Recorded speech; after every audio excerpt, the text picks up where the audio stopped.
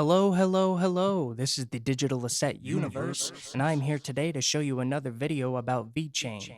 Yesterday, I posted a video about VeChain that did really well. It was received extraordinarily well, and I had a lot of views on it. I think I'm hitting close to 700 views on it, and I got a few likes, about 17, 18 likes, and a nice handful of beautiful subscriptions. Thank you, thank you, thank you so much. I appreciate the love. I appreciate the encouragement. I'm going to keep making these videos every day or as much as I can, maybe sometimes two a day, depending on how I'm feeling.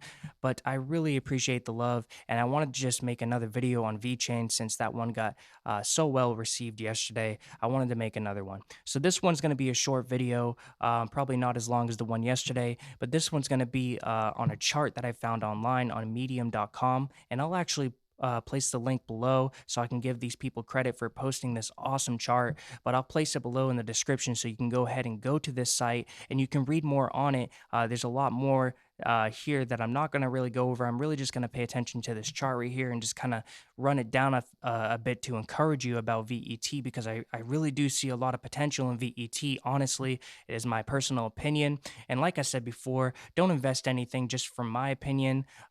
Make your own conscious decision by doing your own research. But I really want to lead you in the right direction and show you the evidence that I see that VET has a lot of potential. Now, right here, it shows the circulating supply and it shows the amount of VET holders for the supply. Or how much we actually hold as a community. So on January 31st, it was 60,231,000 or 231 million rather 133,910, and as of April it was 61,776,835,958. That's like the exact number that in April 30th for the circulating supply that the shareholders actually held.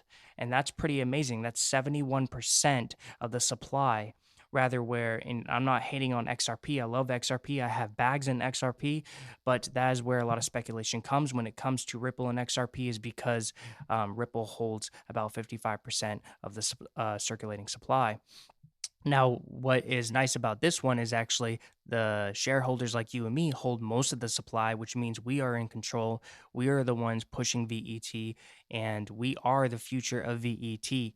Now, right down here, it kind of breaks it down into smaller portions. This is actually circulating supply, but it's soft lockup, which means it can't really be manipulated or uh, um, I'm guessing bought by us or sold by us.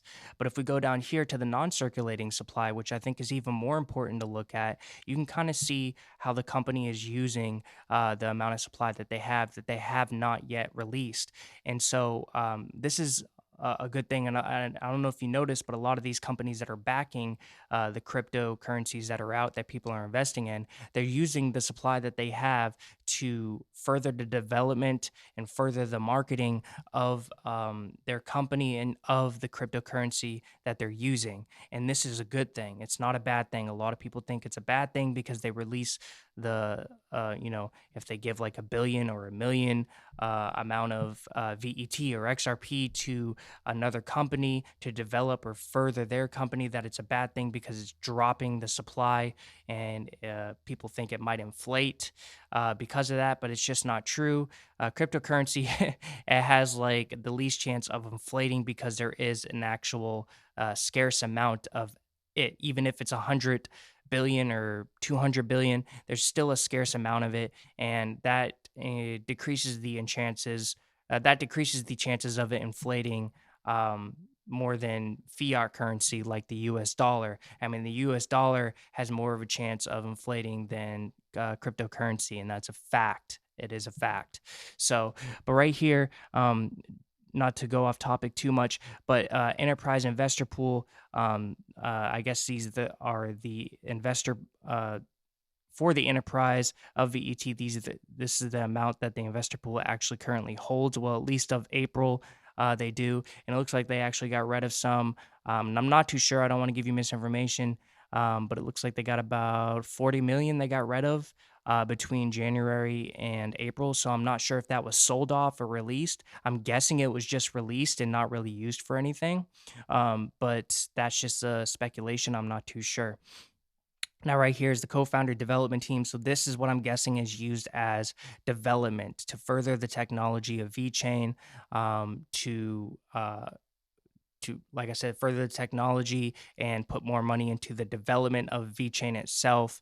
I'm guessing that's what this is used for right here. Now, it looks like between January 31st and April 30th, that about 500 million was used in development, which is a good thing. And if they're going at this pace, if they're using that much on average every 4 months, then they have about a year and a half, 2 years um, of using that for development, unless they end up taking some from the technological development team and transferring it over just to the development team. Then maybe they'll be using that for the same thing, but I'm not too sure how they're going to do that.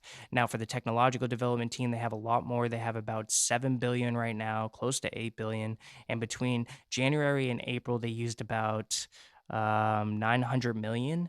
And so 900 million every 4 months, that's a long time. That's probably about 2 or 3 years more of, depending on how much they use every 4 months, if they increase it, but about 2 or 3 years more of developing the V chain. In business development, I'm guessing this is going to be used for marketing purposes. So we have about 7 billion right here.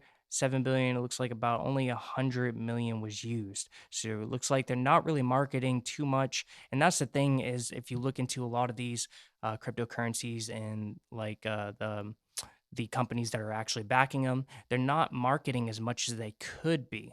Now, I'm not sure if they're going to later on, once the technology has been actually proven to work and used and tested and everything like that. Maybe they'll start marketing a little bit more. But we're still living in the development age of cryptocurrency. It's still early. Like I said before, guys, it's still early. If you invested in VET, if you invested in XRP, just let it marinate, let it sit. Don't get the weak hands.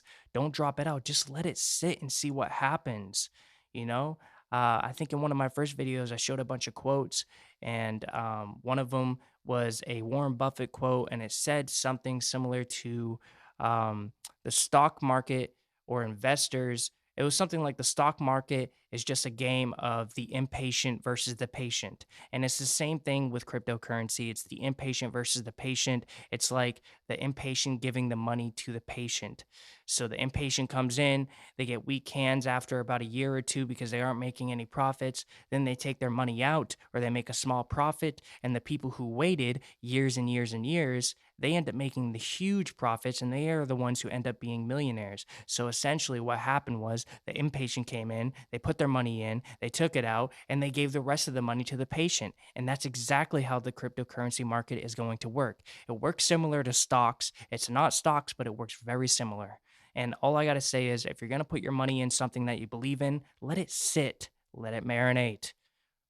Now, we went over this chart just a little bit, and like I said before, I'm going to go ahead and put this in the link below. But I really advise you to look over this, really get an idea, to encourage yourself a little bit more about VET shareholders and how much we actually hold, how much we're in control, and really just see from the business aspect how much of the supply is actually going to development and marketing. It's all right here for you to see. And you can actually scroll down and read a lot more in this article, which I've already done, but I didn't want to get into it because it's a pretty long article and I didn't want to bore you. So if you really want to look into it, you can go ahead and click on the link below in the description. I'll leave it down there for you to go ahead and examine. And that's really all I have for you today.